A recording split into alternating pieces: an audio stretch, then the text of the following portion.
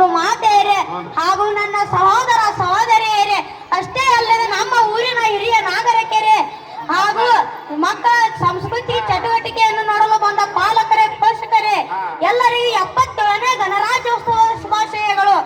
ಒಬ್ಬನೇ ಎಂದು ಹೋರಾಟ ಮಾಡಲು ಹಿಂಜರಿಯಬೇಡ, ಏಕೆಂದರೆ ಸಾವಿರಾರು ಜನರ ವಿರುದ್ಧ ಹೋರಾಡಿ ಗೆದ್ದರು ಅಥವಾ ಸೋತರು ಇತಿಹಾಸ ಸೇರುವುದು ಒಬ್ಬನ ಹೆಸರು ಎಂಬ ಅಂಬೇಡ್ಕರರ ಸ್ಫೂರ್ತಿದಾಯಕ ಸಾಲುಗಳನ್ನು ಸ್ಮರಿಸುತ್ತಾ ನಾನಿಂದು ನನ್ನ ಮನದಾಳುವ ಮಾತುಗಳನ್ನು ನಿಮ್ಮೊಂದಿಗೆ ಹಂಚಿಕೊಳ್ಳಲು ಇಷ್ಟಪಡುತ್ತೇನೆ.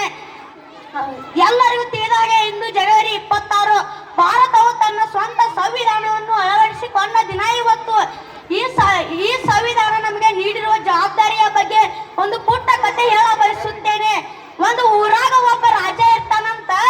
ಆ ರಾಜ್ಯದ ಜನರಿಗೆ ಒಂದು ಕೆಲಸ ಕೊಡ್ತಾನಂತ. ಆ ಕೆಲಸ ಏನಪ್ಪಾ ಅಂದ್ರ, ಆ ರಾಜನ ಅರಮನೆ ಮುಂದೆ ಒಂದು ದೊಡ್ಡ ಹಂಡೆ ಇರ್ತದಂತ. ಆ ಹಂಡೆದೊಳಗ ಆ ರಾಜ್ಯದ ಜನರು ಪ್ರತಿಯೊಬ್ರು ತಲಾ ಒಂದೊಂದು ಚಂಪ ಹಾಲು ಸುರಿಬೇಕಂತ ಆದೇಶ ಮಾಡ್ತಾನಂತ. ರಾಜ ಮರುದಿನ ಮುಂಜಾನೆ ಬಂದ ಹಂಡೆಯನ್ನು ನೋಡ್ತಾನಂತ. ನೋಡಿದ್ರ ಆ ಹಂಡೆಯಲ್ಲ ಹಾಲು ಇರ್ಲಿಲ್ಲ ಅಂತ, ಬರೀ ನೀರಿತ್ತಂತ. ಯಾಕೆ ಹೀಗಾಯ್ತು? ಆ ರಾಜ್ಯದ ಜನರಿಗೆ ಒಂದೊಂದು ಚಂಪ ಹಾಲು ಸುರಿ ಅಂದಾನ, ಅದ್ರೊಳಗೆ ನೀರ್ ಯಾಕಿತ್ತು?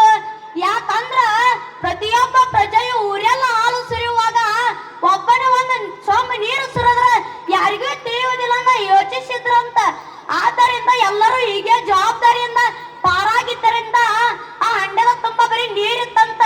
ಗೆಳೆಯರೇ, ಈ ಕಥೆಯಿಂದ ನಾವು ತಿಳಿಯುವ ನೀತಿ ಏನೆಂದು ಹೇಳುವುದಾದರೆ, ನಮ್ಮ ಸಂವಿಧಾನ ನಮಗೆ ಹಕ್ಕುಗಳನ್ನು ಕೊಟ್ಟಿದೆ, ಅದರ ಜೊತೆಗೆ ನಮ್ಮ ದೇಶವನ್ನು ಕಟ್ಟುವ ಜವಾಬ್ದಾರಿಯನ್ನು ಕೊಟ್ಟಿದೆ.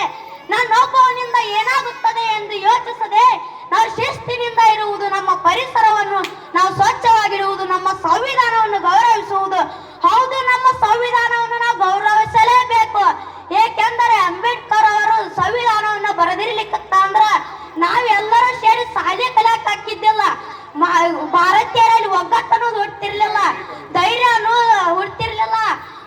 ನಾವು ಶಾಲೆ ಕಲಿಯಾಕತ್ತಂದ್ರ ಅವರ ಕಾರಣ ನಮಗ. ಅವ್ರ ಸಂವಿಧಾನವನ್ನು ಬರೆಯಾಕ 2 ವರ್ಷ 11 ತಿಂಗಳು 18 ದಿನಗಳ ಕಾಲ ಕುಳಿತುಕೊಂಡು ಅವ್ರ ಸಂವಿಧಾನ ಬರ್ದಾರಂದ್ರ ನಾವು ಸಂವಿಧಾನ ಗೌರವವನ್ನು ಕೊಡಲೇಬೇಕು. ನಮ್ಮ ಪರಿಸರವನ್ನು ನಾವು ಸ್ವಚ್ಛ ಇಡಲೇಬೇಕು. ಮೊದಲು ನಾವು ಪರಿಸರವನ್ನು, ನಮ್ಮ ಮನೆಯ ಸುತ್ತಮುತ್ತಲು ನಮ್ಮ ಪರಿಸರವನ್ನು ನಾವು ಸ್ವಚ್ಛ ಇಡಬೇಕು. ಅದಕ್ಕೆ ನಮಗೆ ರೋಗ ರುಜಿನಗಳು ಬರುತ್ತಿವೆ. ನಾವು ನಮ್ಮ ಮನೆಯ ಸುತ್ತಮುತ್ತ ನಾವು ಪರಿಸರವನ್ನು ಸ್ವಚ್ಛವಾಗಿಟ್ಟು ಒಂದೆರಡು ಗಿಡವನ್ನು ನೆಟ್ಟರೆ ಇಡೀ ನಮ್ಮ ಸಿದ್ದಾಪುರ ಸ್ವಚ್ಛಂದದಿಂದ ಕಾಣುತ್ತದೆ. ಇಡೀ ನಮ್ಮ ಸಿದ್ದಾಪುರದ ಕೀರ್ತಿ ಹಚ್ಚುತ್ತದೆ. ನಮ್ಮ ಸಿದ್ದಾಪುರದವರು ಎಲ್ಲರೂ ಒಗ್ಗಟ್ಟಿನಿಂದ ಇರೋಣ. ಒಗ್ಗಟ್ಟಿನಲ್ಲಿ ಬಲವಿದೆ, ಒಗ್ಗಟ್ಟಿನಲ್ಲಿ ಬಲವಿದೆ. ಯಾಕಂದ್ರ ಒಂದು ದೇಶ ಮಹಾನ್ ಎನಿಸಿಕೊಳ್ಳುವುದಾದ್ರ ಆ ದೇಶದಾಗಿರುವಂತಹ ನಾಗರಿಕರ ಬದುಕುವ ರೀತಿಯಿಂದ ಮಾತ್ರ ದೇಶ ಮಹಾನ್ ಎನಿಸಿಕೊಳ್ಳುತ್ತದ. ಏಕೆಂದರೆ ಒಂದು ದೇಶದಾಗಿರುವಂತಹ ಗುಡ್ಡ ಪರ್ವತಗಳು, ನದಿ, ಸಾಗರ, ಪುಣ್ಯ ಕ್ಷೇತ್ರಗಳು ಮತ್ತೊಂದು ದೇಶದಲ್ಲಿ ಇರಬಹುದು. ಹಾಗಾಗಿ ನಮ್ಮ ದೇಶ ಭಾರತ, ನಾವು ಮಹಾನ್ ಎನ್ನುವುದರ ಬದಲು ನಾವು ಭಾರತೀಯರು, ನಾವು ಮಹಾನ್ ಎನ್ನುವಂತೆ ಬದುಕಬೇಕು. ನಾವು ಸಿದ್ದಾಪುರದ ಕೀರ್ತಿ ತಂದ್ರ ನಾವು ಸಿದ್ದಾಪುರ ಮಹಾನ್ ಎನ್ನುವುದರ ಬದಲು ನಾವು ಸಿದ್ದಾಪುರ ಮಹಾನ್ ಎನ್ನುವಂತೆ ಬದುಕಬೇಕು.